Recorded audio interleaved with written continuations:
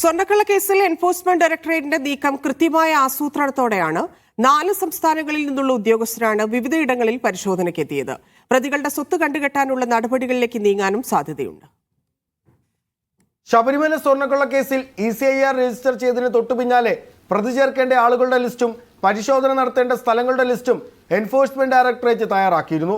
പിന്നാലെ ഡൽഹിയിൽ നിന്നും അനുമതി വാങ്ങിയ ശേഷമാണ് ഒരേ സമയം വിവിധ സ്ഥലങ്ങളിൽ റെയ്ഡ് ആരംഭിച്ചത്. 4 സംസ്ഥാനങ്ങളിൽ നിന്നുള്ള ED ഉദ്യോഗസ്ഥരാണ് പരിശോധന നടത്തുന്നത്.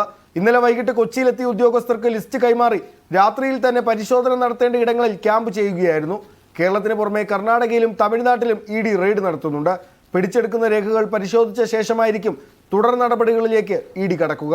പങ്കജ് ഭണ്ഡാരി, ഉണ്ണികൃഷ്ണൻ പോറ്റി, ഗോവർദ്ധൻ എന്നിവർ തമ്മിലുള്ള സാമ്പത്തിക ഇടപാടുകളുടെ രേഖകൾ നേരത്തെ തന്നെ എൻഫോഴ്സ്മെന്റ് ഡയറക്ടറേറ്റ് ശേഖരിച്ചിട്ടുണ്ട്.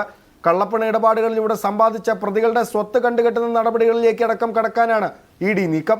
SIT പ്രതിപട്ടികയിലുള്ള മുഴുവൻ പേരെയും ECIR-ലും പ്രതി ചേർക്കും. കൂടുതൽ പേരെ പ്രതി ചേർക്കുന്ന കാര്യവും ED ആലോചിക്കുന്നുണ്ട്. മീഡിയ 1 കൊച്ചി.